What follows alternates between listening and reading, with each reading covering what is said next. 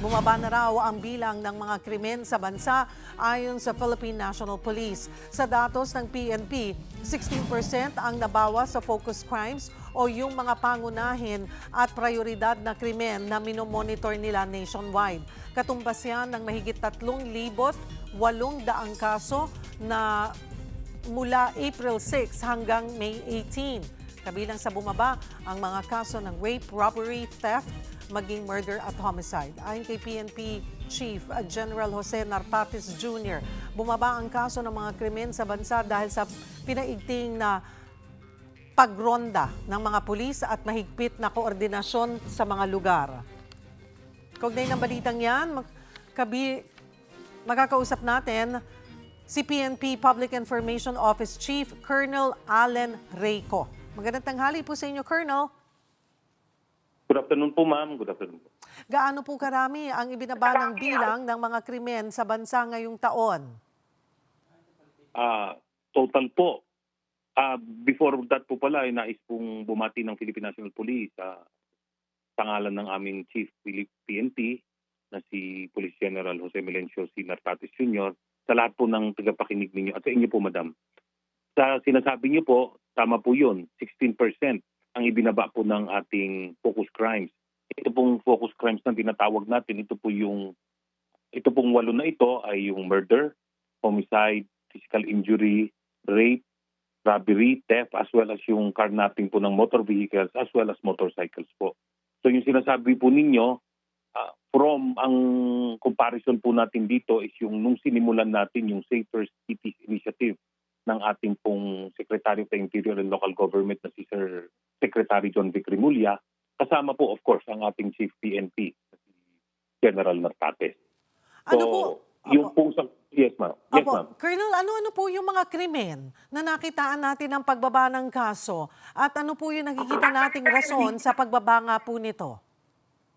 All across the board po, ma'am. Yung binanggit po natin na 8 na 8 focus crimes, lahat po bumaba. Ang pinaka-notable na bumaba po ay yung sa rape, na bumaba po ng 248 incidents po sa 43 days na itinagal po ng Safer Cities Initiative natin. Colonel, lipat lamang... Yes. Go ahead Yes, po. Go ahead, Colonel.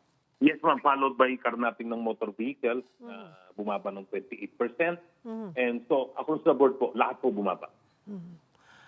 Colonel, lipat lamang po ako ng topic dahil may pinuntahan daw po ang PNP CIDG na isang bahay sa Barangay Balibago sa Angeles City, Pampanga, na posibleng pinagtataguan po umano ni Senator Bato. Ano po ang latest dito? This is together with the NBI joint team po ang pumunta doon, and we're still getting all the details, ma'am. I do not have all the details yet. We haven't received yung actual or yung mismong report po ng team na nagpunta doon. But promise po, we will be updating you, everybody, pagka dumating na po yung report na nag-team na nag-operate. PNP CIDG rin po, sir, yung inatasan ni Secretary John Vic Rimulya na mag-imbestiga sa pagguho ng gusali sa Angeles City. May pwede na po ba kayong ibahaging detalye sa gagawing investigasyon? Kakasimula pa lang, ma'am, nung operation o yung investigation po sa Angeles City dahil alam niyo naman po, of course, we concentrated first on the rescue at ngayon po ay retrieval na po. Nakakalungkot po, but napakalit na po yung chance na if ever there are still people buried there na, but we're still hoping po, diba, na they will be rescued, but we shifted from the rescue operation to the retrieval na po. Retrieval na. Kasi parang yes. sinabi po yata ni Secretary Rimulya na babalik muna sa search and rescue. Umaasa pa rin na baka mayroon pa po. Yun nga po, kagaya po, ma'am, ng sinabi ko na talagang nandun pa po tayo, of course, umaasa pa. Pero yun nga, nag-shift na po tayo more on sa retrieval po. But hoping, with the hope, no, God willing, na meron pa po tayong masalba po dun sa mga missing po as of now na 16 pa rin. Po. So Colonel, na po tayo, create ng team that will focus on the investigation, and also yan nga, walang pagpaparamdam pa rin yung may-ari or contractor man lang?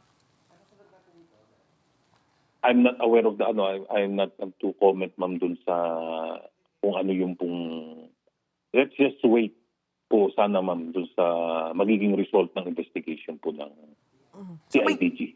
Alright, marami pong salamat sa inyong oras. PNP Public Information Office Chief Colonel Allen Reyco.